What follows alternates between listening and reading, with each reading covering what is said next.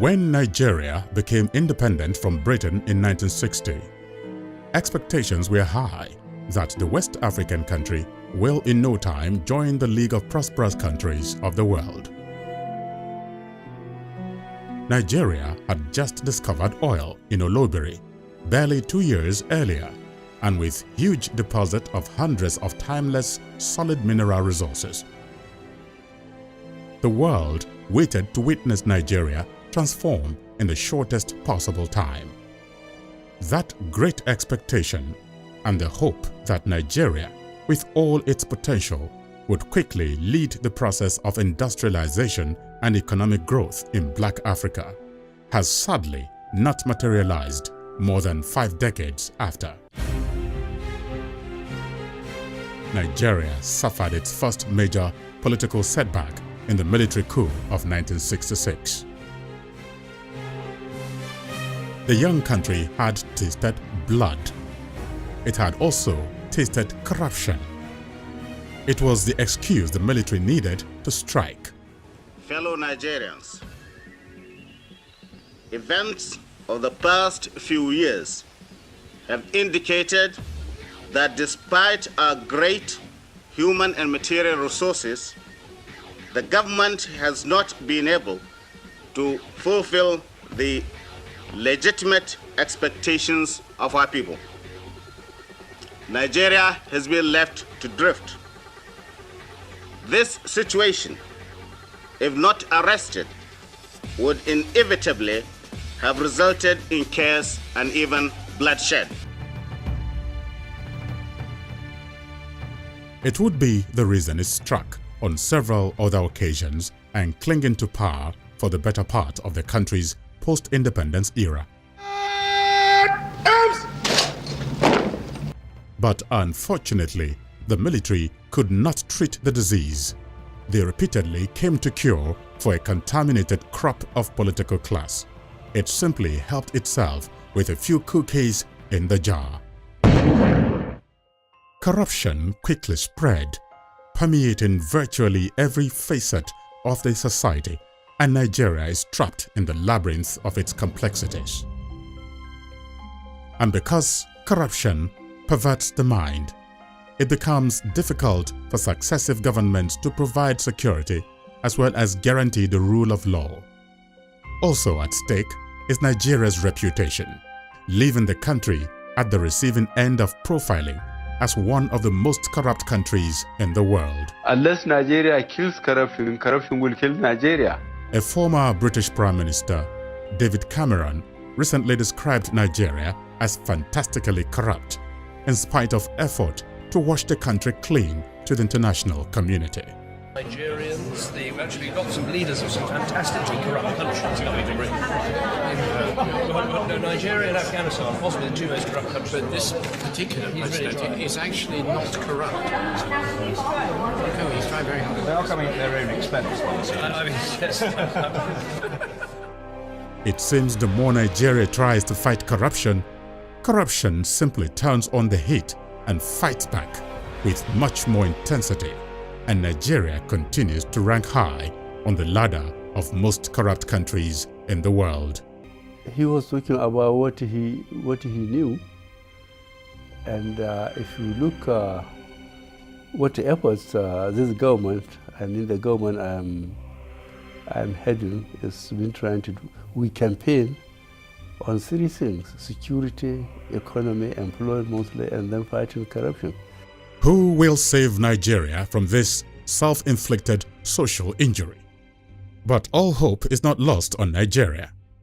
Working with a few good organizations with credible track record of accountability and transparency, the EU, in conjunction with Unodc and the United Nations Development Programme UNDP, wants to rewrite and change the narratives from the blighted history of a corrupt country to a new Nigeria that is totally free from the scourge. I think that the support to anti-corruption in Nigeria was very important in engaging civil society organizations. Obviously, we are often critical of corruption and corrupt activities, but usually we don't have the resources to implement projects or initiatives that can impact corruption. So this provided resources for civil society organizations to develop their own ideas, implement those ideas, and impact on the corruption situation. The intervention comes in a sponsored anti-corruption campaign project tagged Support to Anti-Corruption Projects in Nigeria. The Support to Anti-Corruption in Nigeria project is funded by the European Union (EU) under the 10th EDF. So I would commend the 10th EDF to say that it's a welcome thing, it's a transformative, improved version of what we used to have as CSO. And this is, again, is another ball game, because you could see even from the organizations we have the young people coming up to do campaigns for anti-corruption. The EU and the government of Nigeria entrust the United Nations Office on Drugs and Crime, UNODC, with the implementation of the project aimed at supporting Nigeria's efforts in fighting corruption and enhancing transparency and accountability. You must decide that you hate corruption. We already know what it does. Take that decision today. Thank you. In 2016, following a public call for proposal by the Undp in key national media, several applications were sent in, and after rigorous sessions of sifting through hundreds of applications from different parts of Nigeria, the Undp finally picked 10 experienced CSOs with various levels of capabilities and innovative propositions to fight corruption. Those selected are Catholic Caritas, Integrity Organization, Self-Help Development Facilitators, the New Generation Girls and Women Development Initiative. Others include Youth Progressive Association in Taraba, Akin Fadeyi Foundation, Justice Development and Peace Commission, African Center for Rural Development and Environment, African Network for Environment and Economic Justice and Alliance for Credible Election. The performances which was just reviewed recently were very impressive with the performance of many of the individual organizations that were awarded the grant. So I think it is also provided a very huge capacity and opportunity for civil society organizations to engage with the anti-corruption agencies, beyond also the platform created for anti-corruption agencies to also relate with one another, network and share information. We are working to coordinate civil society organizations. We're also building the capacity of civil society organizations, and we're giving grants to civil society organizations as well. Now, Akifade, as I said earlier, is one of the grantees of the project, and we're very excited about the activities that we're doing so far with the Nigerian police and even with the school children. Now, this is my first time of attending any of the activities, and I'm extremely overwhelmed by the outcome and the program. But I thought that it would be nice for me to come here and give visibility.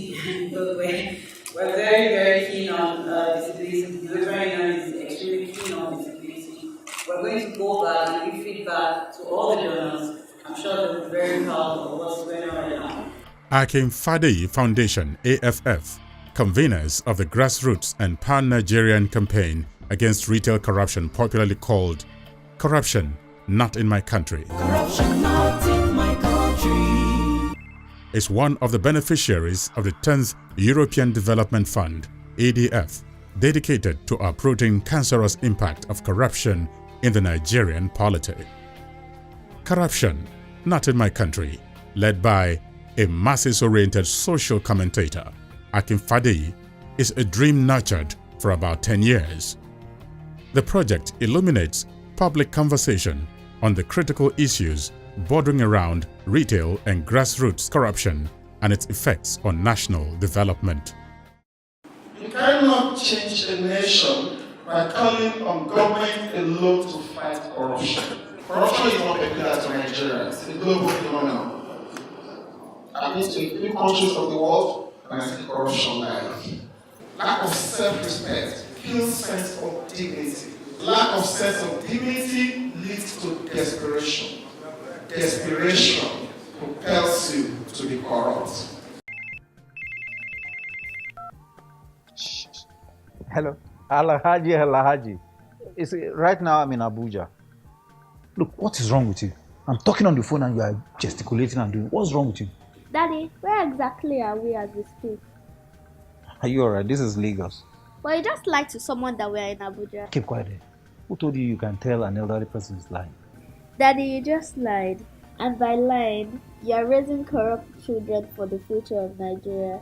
That is corruption, not in my country. The campaign uses the medium of audio-visual skits capable of stimulating public opinion towards attitudinal change from corrupt to best practices.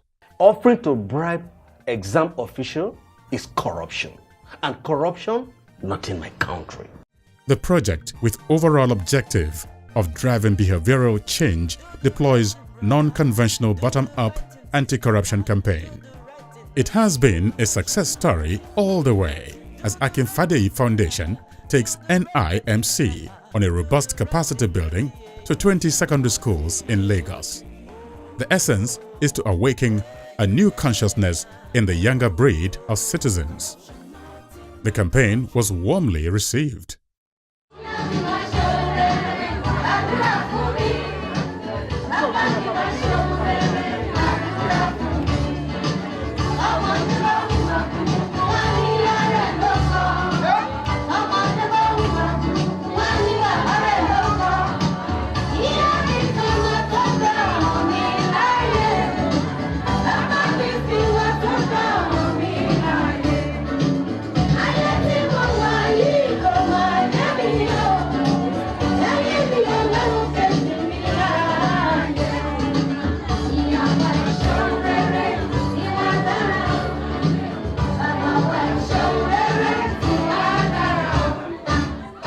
A similar outreach was taken to the Federal Capital Territory, Abuja, training and mentoring over 500 students. Akinfadeyi Foundation embarked on similar capacity building for the Nigerian police force. The foundation identifies the police as a critical segment in the fight against corruption. For years, Nigerians have looked at their police as a very symbol of corruption itself. Don't do like that again. Thank you. So, bye-bye. Hey, Oga, where do you think you are going? Ho! You never shake body. Eh? You never shake body. Shake body? Wait, see? Huh? You never shake body. How? You Eh? never shake body. I don't get combo for my body. You go take for here. Sit down there. Down. What's this man still doing here? They say I do shake body. I shake body, I shake body. They say I do this. And I say I don't get combo. You are asking for money. Sorry, ma'am. Asking for money to bail a suspect is an act of corruption. Top corruption now. It is a perception that must give way if Nigeria hopes to truly win the fight against corruption. More than 400 officers and men of Nigeria Police, drawn from the FCT zone, were equipped with training effective friendly policing in April 2017. Ahead of the engagement, top hierarchy of the Nigeria Police, led by Inspector General of Police Ibrahim Idris, formally endorsed Akinfadeyi Foundation and its NIMC grassroots campaign drama skits, shot for the police, featuring the Zonal PRO Lagos Command and the FPRO in Abuja. Sit down. Relax. That is my brother and I want him out of this station now. Do you know the offense he has committed, sir? What do you guys want for your weekend? Okay, let me see your DPO. That boy is my brother and I want you to assist me to free him. The man found in the gun, confessed robbery. Things like this happen. 200,000 naira for you. Are you bribing me? 500,000 naira. Robbery suspect? 1 million naira. That is corruption. Not allowed in this division. 1 million. Before this project, Akinfadei had completed work on the post-production of 30 similar anti-corruption drama skits as a tool to mirror corruption and to condemn such tendencies in the new society it hopes to build. The anti-corruption drama skits are currently showing on NTA Abuja, TV Continental, LTV, RSTV, and more recently, Channels TV. The group and the brand of its anti-corruption crusade, especially with the infusion of theatrical elements, has received accolades as well as endorsements from critical stakeholders from far and near. The floodgate of stakeholders' engagements include partnership with the Open Governance Partnership Nigeria Office, the Nigeria Police, National Orientation Agency. The impact of other CSOs has also been felt, and together they are positively changing narratives in the fight against corruption in Nigeria. Thanks to EU and UNODC and UNDP that provided the needed support under the auspices of the 10th European Development Fund (EDF. The Youth Progressive Association in Taraba State in Nigeria's northeast region has, through the instrumentality of series of town hall meetings, engaged with stakeholders in the fight against corruption in the state. The meetings, which took place in Jalingo and Bali, entertained officials from local governments across 2 senatorial districts covered in the state. The meeting also had in attendance officials from National Orientation Agency (NOA) as well as ICPC. The group identified ignorance as the prevailing cause of corruption amongst people in the area, adding that corruption would have been eradicated long ago if the people truly understand what corruption is, how it affects them, and how they can contribute to fight it. In the southwest state of Ogun State comes Justice Development and Peace Commission (JDPC). The group, based in Ijebuode, embarked on a sensitization program aimed at inculcating moral and civil values and education in the people. Both ingredients required for nation building were still largely missing in the consciousness of many. In the course of carrying out the EU-assisted program, the group took the campaign deep into the nooks and crannies of Ijebuland, preaching the key principles of good governance it hopes would germinate soon and begin to reflect in the lives of every Nigerian. The group, through its pet project called Strengthening Nigerian Democracy through Citizens' Engagement of Capital Projects, trained and mentored 150 procurement and budget monitors in Ogun State. The monitors were resourced from the 3 senatorial districts of Ogun East, Ogun West, and Ogun Central. The procurement and budget monitors comprises members of various community-based associations. Participants at the end of the training formed a citizen working group called the Ogun State Procurement and Budget Monitor Group, OGS-PBG. They expressed satisfaction and thanked EU, UNODC, and UNDP for the life-changing opportunity. Another beneficiary of the EU-sponsored project to tackle corruption in Nigeria, Integrity Organization, simply deployed the platform of new media and animated videos to drive different thematic anti-corruption messages. The project, tagged Project Tame, captured the pulse of Nigerians as they watched in disbelief at statistics of the country's common patrimony being fleeced for years. The student hostels at XYZ University have been struggling with water problems for a while and have to rely on the borehole, which only pumps out water when there is power in the morning. Students in Hostel A have the water pumped daily.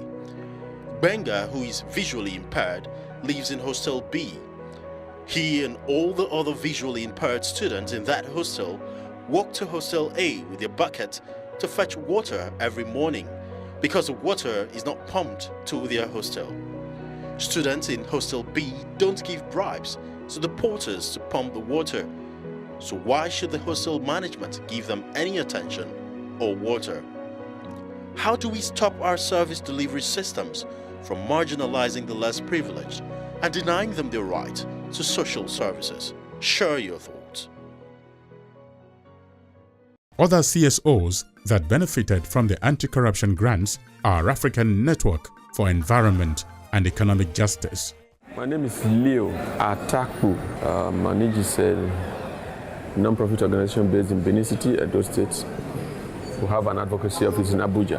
We carried out a project called Civil Society Support for Anti-Corruption in Nigeria, CASAN for short. The CASAN project is a two-pronged project that focuses on the mobilization of civil society organizations. So the second leg of the work focuses on our engagement of the Nigerian government on the Open Government Partnership, OGP. We are happy that at the end of the project we were able to mobilize CSOs in Nigeria to engage the TUGA, Office of TUGA, the Federal Ministry of Justice, as well as the anti-corruption agencies in having to participate fully in the second ONCAC review process. Alliance for Credible Elections. My name is Comrade Odi. We have this project titled Promoting Citizens' Participation in the Fight Against Corruption. It's a dual objective project, building a movement of Nigerian citizens and empowering them through capacity building to fight against corruption. We are empowering and mobilizing individuals and groups, and we are in 6 states of the Federation that cut across the 6 geopolitical zones. We are in Benue, we are in Cross River State, we are in Ekiti State, we are in Gombe State, we are in Imo State, and we are in Jigawa State. African Center for Rural Development and Environment. My name is Professor Daniel S. Ugu. The project, which we are doing for the EU, Undp, is titled Capacity Building and the Engagement of Civil Society Organizations on Budget Processes to Support Anti-Corruption Activities in Enugu State, Nigeria. The project is essentially concerned with the empowerment of community-based organizations, civil society organizations at the grassroots, to give them a voice and also to give them capacity to monitor, track, and also undertake performance assessment in the state. Self-help development facilitators. My name is Aigbekan French Edosoma. You just call me Mr. French.